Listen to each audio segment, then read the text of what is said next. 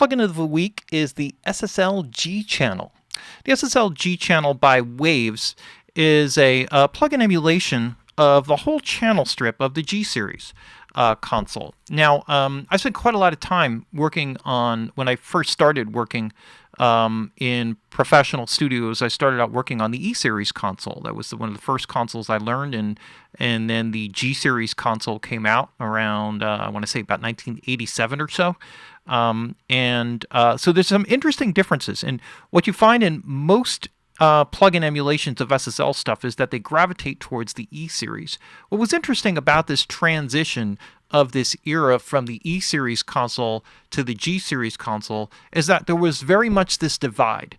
One thing about the G series design, and most of what made it better, was there was an upgrade to the automation system, which engineers loved. So when you worked on an SSL console, it was a pure full mixing solution. It wasn't just like, okay, here's this great sounding compressor, EQ, whatever, or bus compressor and all that sort of stuff. There was all of those aspects of it as well, and people were very used to the E series EQ, and they liked it, and people liked the E series console. Many mixes were done on them.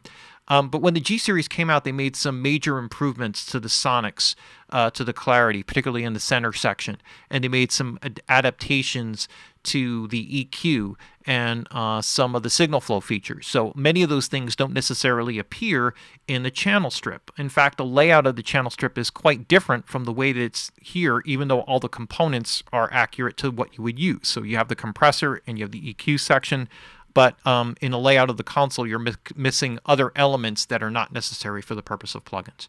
Now, the G series, when it came out, there was a sort of split between people who were really into the E series EQ in particular and people who gravitated in like the G series EQ. The G series EQ is a more aggressive EQ. The primary difference between the two is that the E series EQ had a smoother sound with a fixed Q. So as you boosted or attenuated, the bell curve would not widen or narrow. So normally, or not normally, but in the G series EQ, you had a variable Q, meaning that as you boosted more, the bell curve would widen as you boosted, and as you attenuated, it would widen if you attenuated more. So it would go narrower as you got to a small amount of gain reduction, and then it would widen, or not gain reduction, or gain, plus or minus, and then it would widen as you got more in either way. So unlike an API EQ, which has focuses or gets narrower as you boost more, this is exactly the opposite. And it has a very different sound. It's a more aggressive sound in many ways. And it also, they added in some features that were different. Instead of the bell curve making the two shelving EQs bell or parametric, fixed parametrics, they have low mid frequency divide by 3 and times 3. So let's talk about the layout of the G series channel strip, and then play a little bit of some audio examples. One of the primary things that I've always loved about the SSL in terms of the layout, and we'll start, is with the compressor. The compressor is a very simple thing. You have a switch for fast attack and release. The fast attack is 3 milliseconds, slow attack is 30 milliseconds. The release time from 100 milliseconds to 4 seconds, ratio 1 to infinity to 1, and a threshold, plus 10 to minus 20. As you work with these different components, on the actual hardware itself, you would actually pull up on the knob. It was a switch, push-pull switch, that you would hit in order to get a fast attack or a slow attack on the release knob. So they just put it on a separate switch here. And then you had a gate, which was part of the unit as well. So it's a VCA compressor, somewhat similar to like a DBX design, but it definitely has a different characteristic sound to it. The gate can be an expander or a gate, so it starts off as an expander. It becomes a gate when you hit the gate switch. You have a range control, and your gain reduction is displayed here. So as you kind of move around, you can show your gate opening, closing. You can see your gain reduction here, and you get these meters that are exactly like they're laid out on the original SSL console. So it's not like you could see whether you have 4.5 dB of gain reduction. It's going to be somewhere between 3 and 6. And those are the meters that you get for that. You also have a fast, and slow attack on the gate section. And when you actually lay out on the console channel strip itself, there's a mic pre, a line preamp, and up above that is the bus section, which you would see. And then you would come right down into the compressor and gate section. Directly below that, you would have the filter section. So the filter section has a split switch. What this does is it puts the filters at the beginning of the signal path. So this allows you to give you a high pass and low pass filter. And the high pass, low pass filter, you get a second order noise filter on the top end, third order noise filter on the low frequencies. And when you hit the split button, it places this prior to the compression and gate. So in terms of the signal flow, without this in, you would get compressor gate section, and then you would get into the actual 4-band EQ and then into the filters afterwards. But if you hit the split button, it puts the filters prior to the compressor gate, and then you go into the 4-band EQ. So this is the way that it would basically be laid out. And for the most part, this is something that you would do anyway. So in the signal flow design of it, you would want to filter first, get rid of noise and rumble, then compress it, then apply your equalization.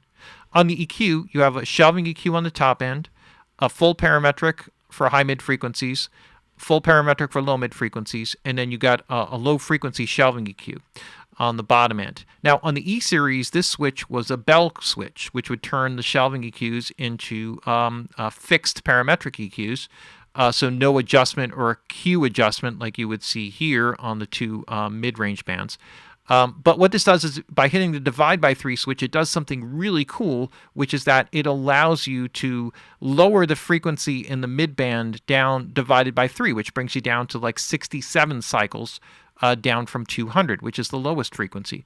And so with a narrow Q, this would give you the ability to do very narrow Q boosts and very focused work within particular frequency areas. And I'll kind of show you where that's really cool.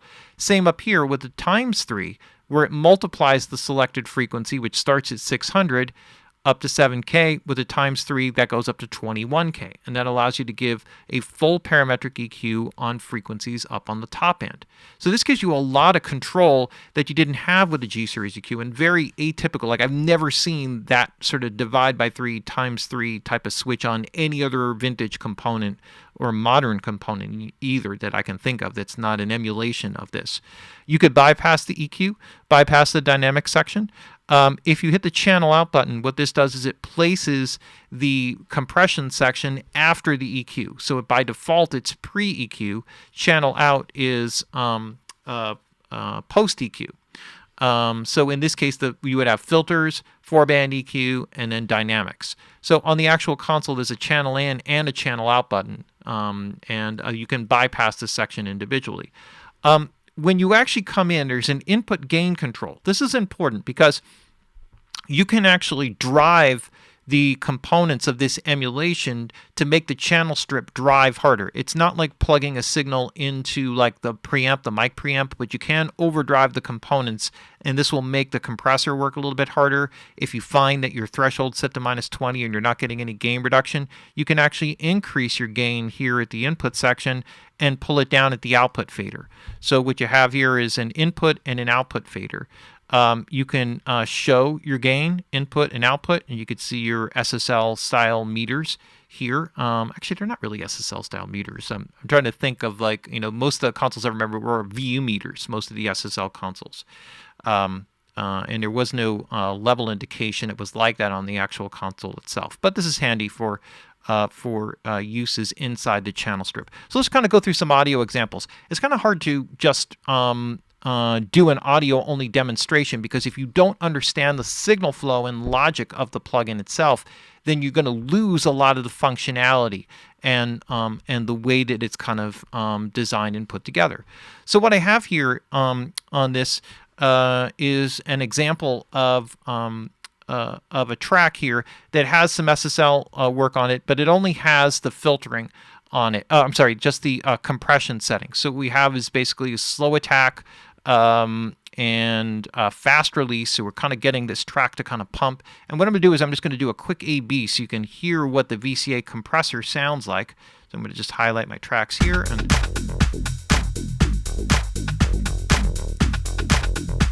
so there's nothing on the bass. This is without the compression, so there's no other equalization, nothing else on here.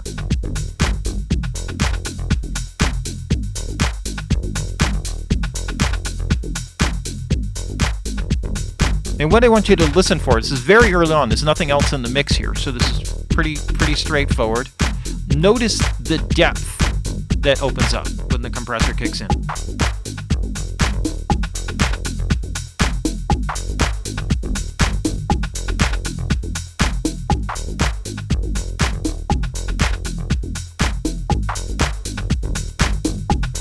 And this is kind of part of the signature sound of the SSL. It's really well laid out, and one of the primary reasons why people love it, and why so many hit records were made and mixed on it, was the flexibility, the ease of use. So now let's get into just like a couple of things here in working with it. So let's just start with like a little bit of kick drum EQ. So I have a kick compiled track here, and what I'm going to focus on here in this particular section is I want to kind of bring out the low end here. So what I'm going to do is I'm actually going to do a very focused low frequency boost on the low end here.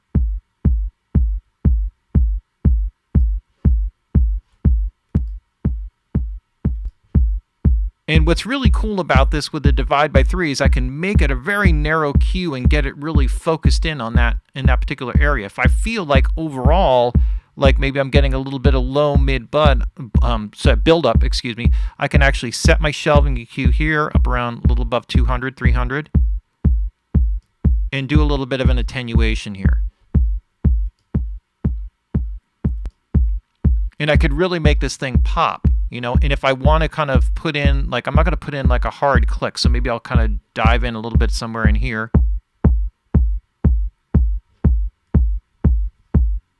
And I can focus that narrow or wide. So I'll make this kind of focused here. So now you could see here, kind of back this off a little bit. Just to kind of match the gain a little bit. So each of these segments are 3 dB, 6, 9, 12, 15 dB. So you get plus minus 15 dB, just to give you an idea. This is almost 6 dB of gain at that particular frequency. So as I bypass it,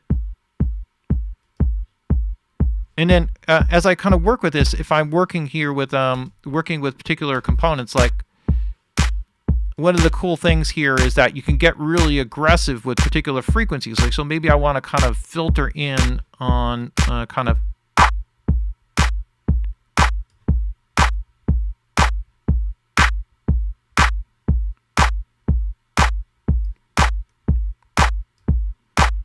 and I could also put this, sometimes putting this prior to the compression kind of helps to tie the sound together.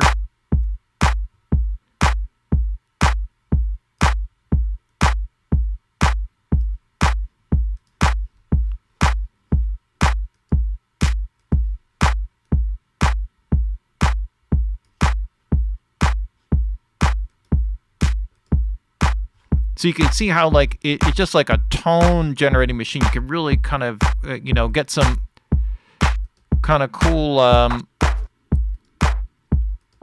some kind of cool tone. So here this has like a lower tone here. So maybe I can do like a similar type of thing here.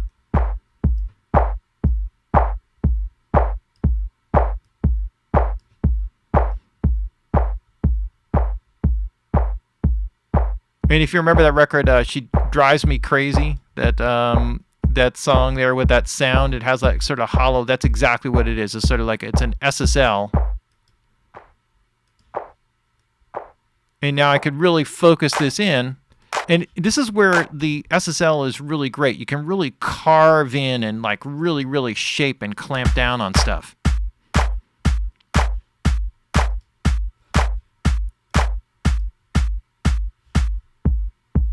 All right, so here's something in the beginning. Actually, I'm going to kind of leave that for a second and just kind of, go on to some other sounds here.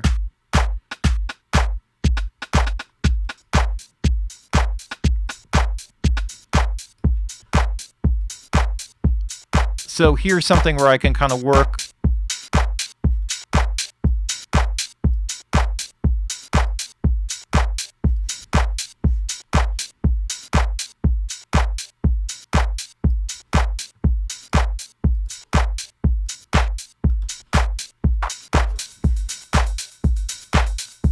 And I'll kind of work this in a similar.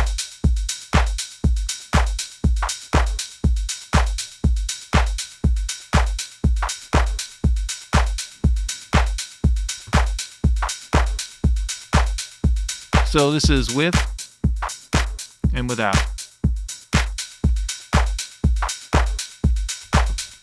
And then you could hear, like, just like with this simple, quick example, like how you can really go in and shape stuff, where you take some sounds that are sort of basically pretty good, but then you can take them and it's really a tone shaping machine in terms of the way that the EQ is, and you could just really carve in big swaths of like major boosts of 10 or 12 or 15 dB, and it just works, and it kind of holds together in some crazy way. And you could still do, and it's really best designed, I think, for this, because I think it just brings out a character and has a sound, and this is what makes the SSL an SSL. And you just want to be careful if you're doing radical boost, that you're making up for the gain, as you see on the output. So as you go through and you listen to it and you're taking it in and out, you're just not clamping down on the mix bus and hitting it too hard. But this basic idea, just from that quick example, you can hear, like when you start to add in guitars and other elements and basses, and you start to be able to carve and kind of move and give each one a kind of really unique character, how it just like jumps out of the speakers. And that's really the power of the SSL. And I think it's really misunderstood for that. The E-Series doesn't have that same ability. It collapses a little bit sooner.